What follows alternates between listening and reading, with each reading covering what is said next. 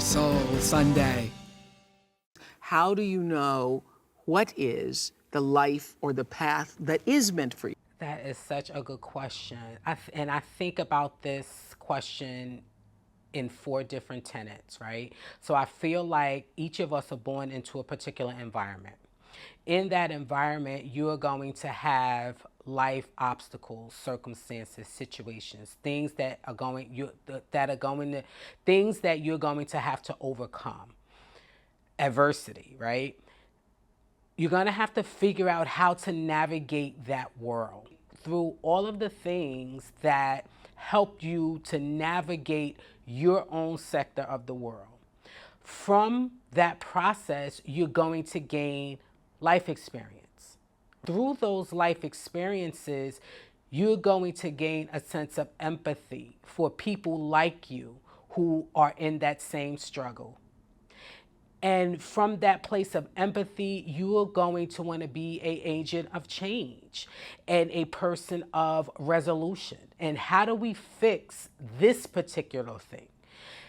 How does my talent lend me to be a change agent for this particular set of circumstances? And I think that those gifts that God give us help us in that way. They help us in the way of connecting all of those different things and then bringing our own God-given gifts to a field or career that utilizes those gifts for a particular problem. If I use myself as an example, so I was born and raised in the urban area, young parents. My parents were on drugs. There was a lot of drugs in my environment, a lot of lack in my environment. There was a lot of broken homes in my environment, the challenges that come with being in an urban area, right?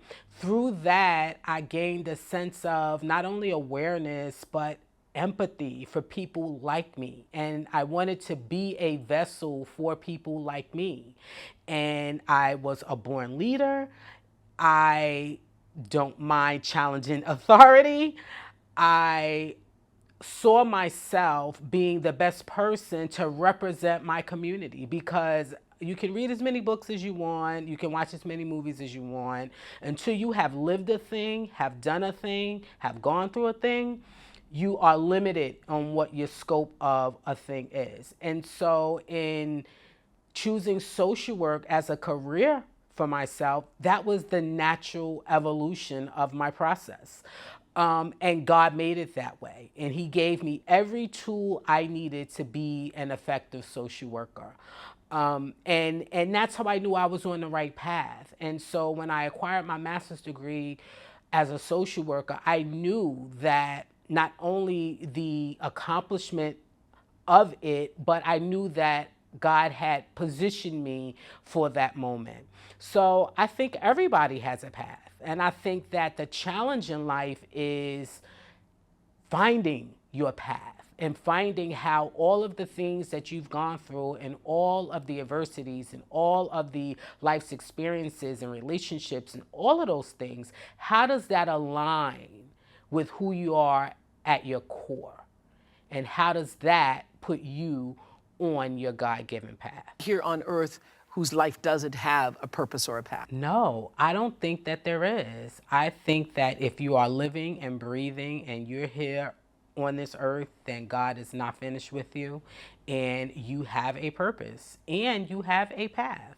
Every choice you've ever made in your life is leading to whatever decision you're making in any given moment. Exactly. So how do you know when you are on the right path? And what dream belongs to you, or what husband belongs to you, or what job belongs to you? I think you know when you're on the right path when you are settled internally in spirit, when your course is direct and focused, and when your tools are aligned for the work that you're doing. I think that when you are in a position where you have found your place of service, because I feel like we all have a place of service, no matter where your path no matter what your path is, I feel like we all have a place of service. So once you found your place of service, once you have identified that that place of service comes from the core of who you are, once you have acknowledged that your history, or what we call baggage sometimes, lends to you being the most effective in that position, in that space that you hold, in that place of service, all the other things God are going to align so that you can fulfill that mission, so that you can fulfill his purpose in your life. And I think that's how you know you're on the right path. When you are chasing a path that's full of obstacles, conflict, it's just never settled. It's a me situation. Then you are not positioned and you're not aligned. And because you're not positioned and you're not aligned, the universe isn't going to allow you to be successful in those missions. You're only going to be and see true success and happiness and fulfillment when you are on your God-given path. And that's the challenge for a lot of us, because sometimes what we want for our lives is not what God wants for our lives. And we may spend years chasing this thing that we thought that was supposed to be our path, and it's not, and we never are settled in what where God would have us. And I think that that's a challenge for us, just as people, just as humans. As far as our dreams are concerned, I think that that is the challenge, right? Because sometimes we chase dreams that we may feel very passionate about, but it's not aligned with our God-given path. And so we spend years, some of us spend a lifetime chasing dreams that doesn't align with what God wanted us to be doing. And so, as I said before, I feel like when all of your things are coming together, when the universe is aligning and putting things in path that support what God wants you to be doing, it all works out. With regards to a husband, I think for women, that is probably the most difficult, because we will tell you hands down, we know God put him here for me, right? But at most times that's not the case. I think that when it comes to marriage, two people have to enter into a relationship wanting the same thing. And I think that a lot of times in life, we don't negotiate those things in the beginning.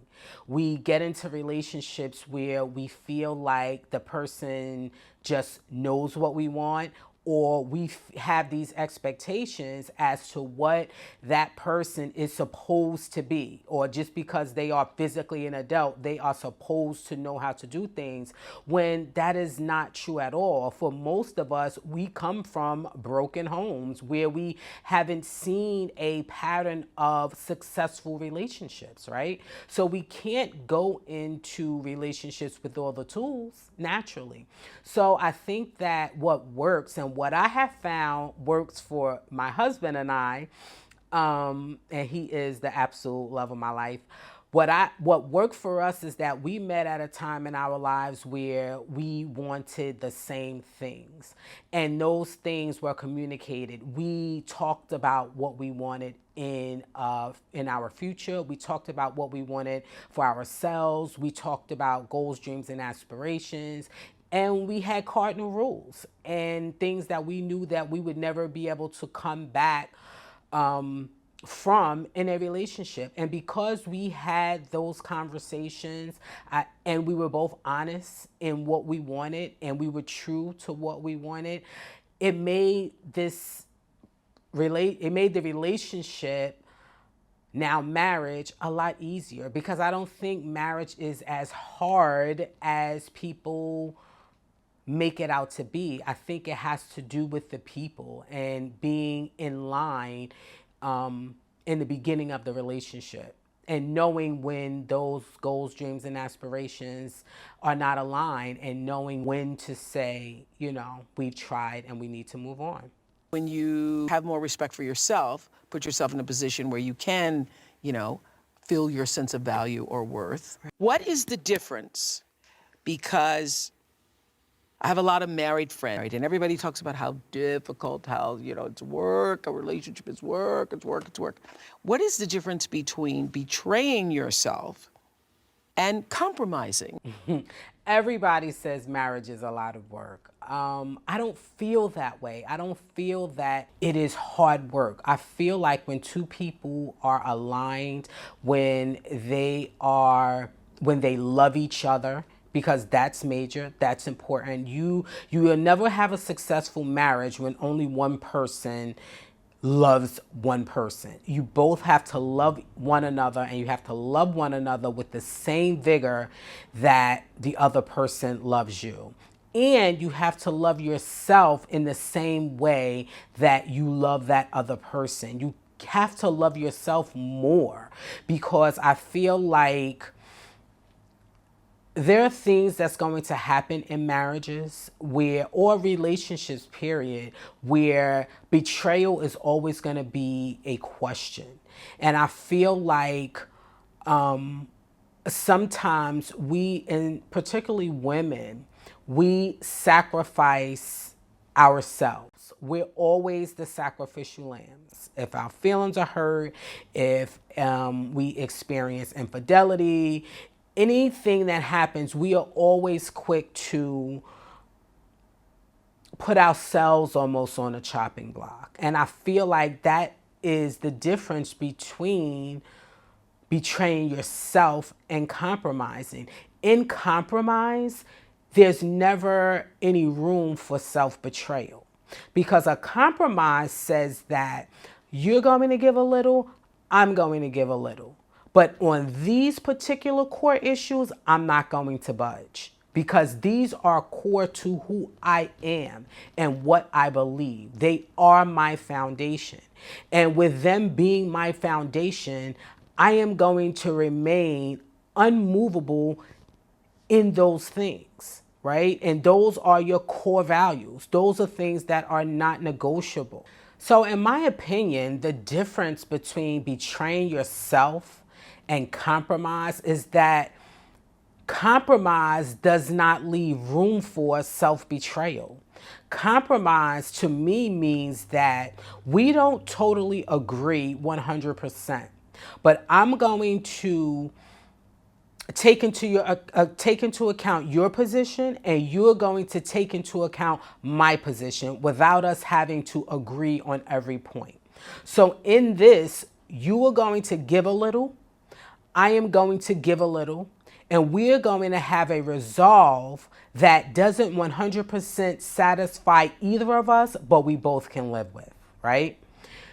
When you betray yourself, no one gets hurt but you. When you betray yourself, you betray the core principle of who you are. You rock your internal foundation. You shake your core. The only person that gets hurt in a self-betrayal is you. That is not a compromise. When you are compromising, two people have to give something.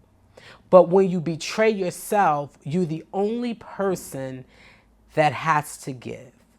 And generally, in a betrayal, a self-betrayal, you never win. You will never, ever win. You'll never win if you sacrifice or negotiate the core of who you are as a person. The worst thing that one can do is betray themselves, because God put in all of us intuition, insight, things about ourselves and things about other people. We have signals in ourselves that let us know when things aren't right. All of those things are inbred in us for a reason. So we have to trust ourselves, and we have to believe in ourselves and understand that we are the agents over ourselves. And to negotiate any part of that is not a compromise. It is a betrayal of yourself. Just had an aha listening to you. I love it when that happens to me. I've often thought that and it's because of your use of the word betrayal. I've often thought, having experienced being betrayed by a close member of my family years ago, thinking that was the worst, that there's nothing worse than being betrayed. And just hearing you talk about it today, I think there's nothing worse than betraying yourself. Yes, and that's it. Self-betrayal is the worst betrayal of all. Absolutely. How does grace work? Well, when we're talking about God, right, grace is unmerited favor. Unmerited favor. It's infinite forgiveness, right? But when we're talking about people, it's much harder. I feel like grace sometimes is hard. And I think that as people, we have to grow to a place where we are in a position to offer grace unimpeded. I think that comes with age, it comes with maturity, it comes with life experience, right? It comes with a sense of God and a sense of self that I think that we're always trying to get to. Sometimes exactly what you described also happens, but I feel that, are we not in a constant state of grace? I would like to think that I was a person of grace, but I'm not. I'm not a person who lives in a state of grace.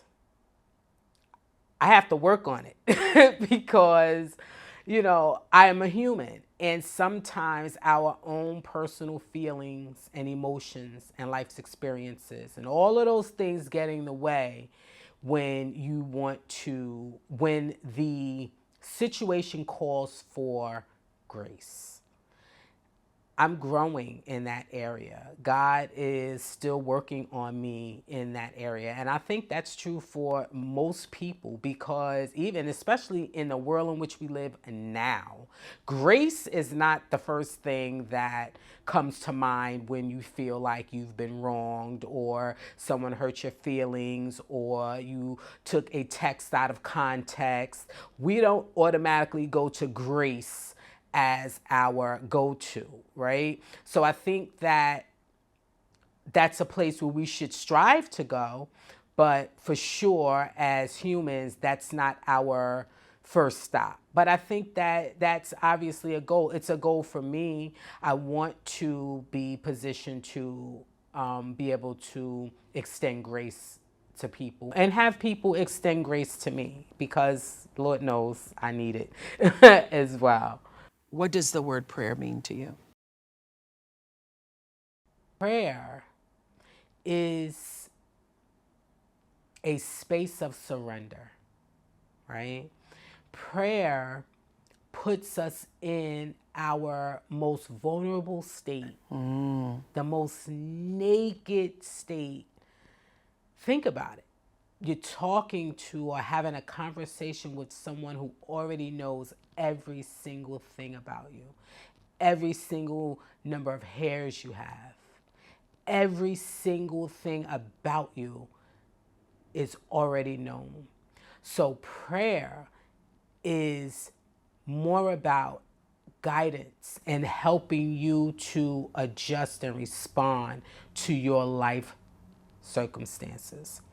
So in prayer, we surrender, or we supposed to surrender, because prayer means that you don't have the answers.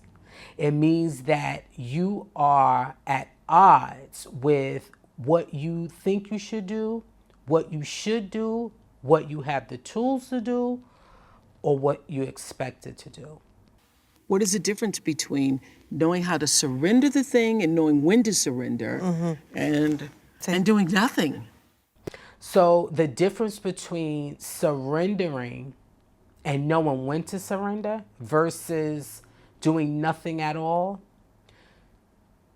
knowing when to surrender has to do with being out of options, right? And we've all been in those positions where you've tried everything. And when you've tried everything, there's nothing else to do but stand. And that's when you surrender and allow God, who has infinite resources, infinite wisdom, infinite everything, allow God to navigate a situation that you're not equipped to navigate. When we learn to surrender, that becomes a challenge for each of us as individuals because, we are a people of will and we go on our own will. And for some of us, it's a hard crash and burn before we realize that we are up against forces that we are not equipped to deal with. And for a lot of things, you have to surrender and allow God to handle it. And be okay with the outcome, even if the outcome isn't what you thought it should be. Now, to do nothing is to simply say that you are not positioned to have resolve. You don't want resolve. You don't care. So surrendering and knowing when to surrender and absolutely doing nothing. I guess the difference in the three would be wanting resolve versus not wanting resolve. It may even be a place of needing to take accountability versus not wanting to take accountability. Or it could be a place of understanding that you're not in control versus admitting that you're not in control. But I think that life teaches us, and sometimes it smacks us on the behind until we get it. And it teaches us that surrendering is God's way of trusting Him to do everything that you need Him to do, and no matter how it all works out in the end, it's going to all work out to your benefit and in your favor. And that's what surrender will do for you. What is your definition of God? What is God? God to me is rule. Is rule. He is the starter and finisher. His word is law. God is law. God sets the guidelines by which we all should live in peace with one another, in peace within ourselves, in peace with the universe. God is love. How we should love one another in accordance with His rule. And